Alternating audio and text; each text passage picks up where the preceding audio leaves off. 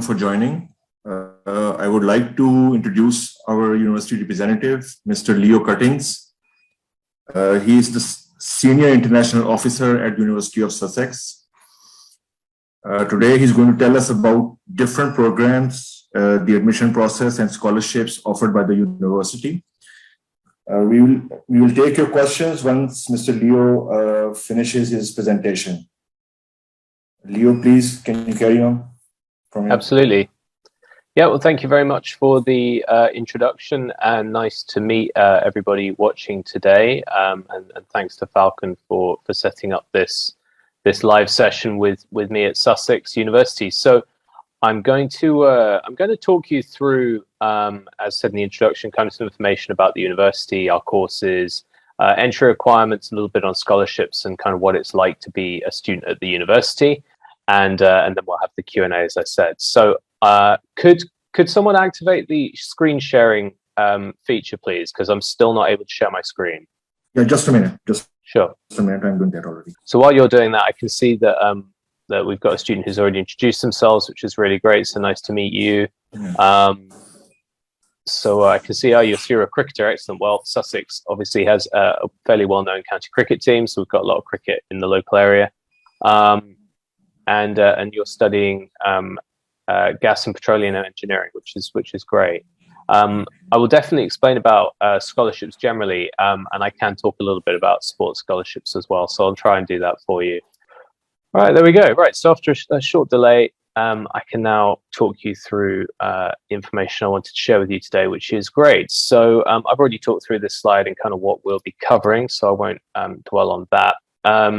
In terms of the University of Sussex then overall, so we're what we would call in the UK kind of medium-sized university. We have about 19,000 students in total. So that makes us kind of, sort of somewhere in the middle in terms of there are universities that are significantly bigger in the UK, but also a lot that are much smaller. We're very international. So the university's student population is about 30 to 35% international students overall, which means that there's a decent sized population of students who would be like you from overseas.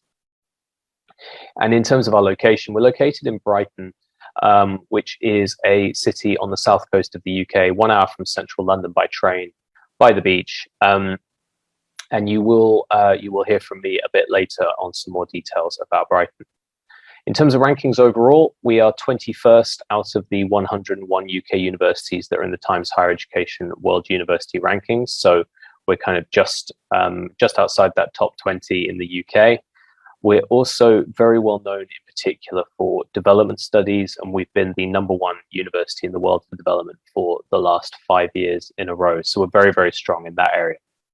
And then we were also named the University of the Year for Student Retention this year, which in short means that we provide a great experience for our students and make sure that our students complete their course successfully and sort of achieve their initial objectives of getting a degree. So that's a really good kind of indication of the quality of support and education that we provide. So as promised, I'll talk a bit about the University of Sussex Business School. So the business school has got a really fantastic reputation in research in particular. We're actually second in the UK for research income, which means that we bring in the second most amount of financial investment in our research of any UK university. So that's a really kind of amazing statistic that places us up there with the very, very best business schools in the UK.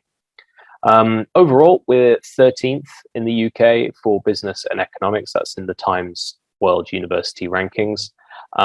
So doing very well in terms of the position of our business school. And we have, as you can see on the slide here, these accreditations from both Equus and Amber, which are two of the main business and management school accreditations. The Amber is for the MBA in particular, and Equus is for the business school as a whole. So very kind of strong mark of quality there to have both of those accreditations. To go sort of drilling down into our course rankings, now these are for our master's programs. So if you're watching for undergraduate, then it would be the main kind of overall ranking that would apply. But for the master's individual courses, you can see here we've got some really excellent rankings in several areas. For supply chain management, our global supply chain operations management program is 9th in the UK, so in the top 10 and in the top 50 in the world, so really fantastic program there. We're also in the top 20 in management and marketing, top 25 in the UK finance courses, and also our MBAs in the top 20 in the UK as well. So some really strong rankings there for individual master's programs. Also really important to be aware of is our employability rankings. These apply more towards undergraduate than postgraduate, but nonetheless it's worth kind of highlighting. So in the Complete University Guide, another ranking here in the UK, the business school was in the top 10 in graduate prospects for management, for accounting and finance, and for marketing. And you can actually see there that we were first in the UK for graduate prospects for accounting and finance. So some really strong performances there to suggest that students who come to our business school do very well in terms of finding a job after graduation. In terms of areas of expertise in the business school, we teach courses across these 5 areas: economics, accounting and finance, management, science, policy and technology, research, and strategy and marketing. So kind of the full gamut of business and economics programs taught out of the University of Sussex Business School. And just to give you an idea of our economics and business alumni, just to give you a sense of sort of, you know, who has previously studied at the University of Sussex Business School. You can see some really inspiring people and positions there.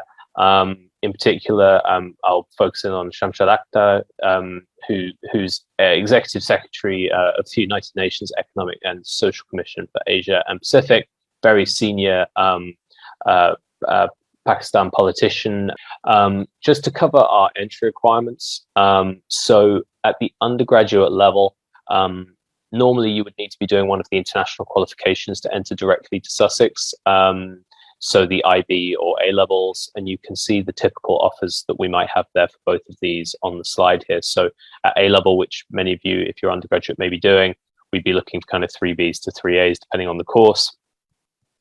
For postgraduate, we can accept any student from Pakistan with a 4-year bachelor's degree from a recognized university with an overall grade of kind of 65% or above, or if you have a master's degree already, then it would be 55% or above from your master's.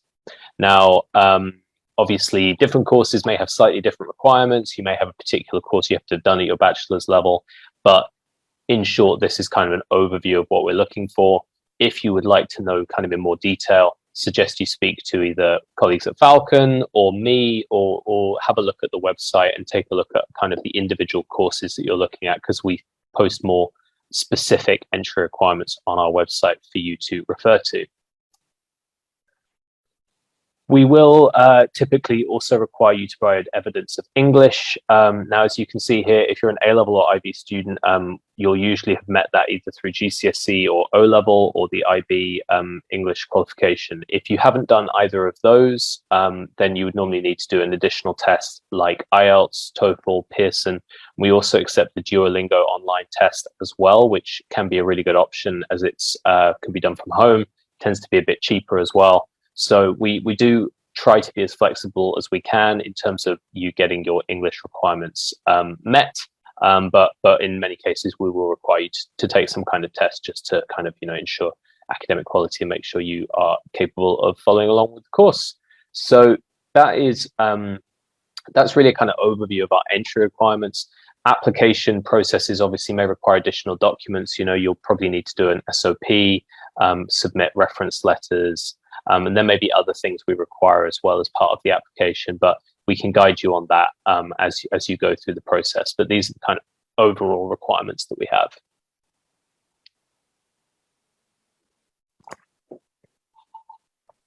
So turning now to kind of fees, scholarships and awards, and this slide here really just kind of summarizes, I guess, what's most relevant for students coming from Pakistan. So the fees that we would charge will typically be kind of an annual fee of between £18,500 and £23,000.